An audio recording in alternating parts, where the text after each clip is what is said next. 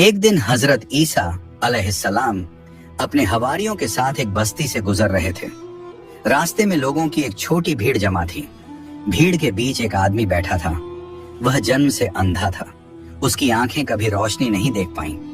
वह सिर्फ आवाजों से दुनिया को पहचानता था। जब उसने सुना कि अल्लाह के नबी ईसा उसके पास आए हैं तो वह रोते हुए बोला, ऐ अल्लाह के नबी, अगर अल्लाह चाहे तो मेरी आंखों को रोशनी दे दे। यह सुनकर हजरत ईसा उसके करीब गए। उनके दिल में उस आदमी के लिए रहमत उमड़ आई।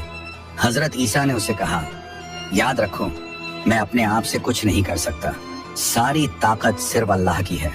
फिर उन्होंने अपने हाथ उस आदमी की आंखों पर रखा और दुआ की, ऐ मेरे रब, अपने फजल से इसे रोशनी दे दे।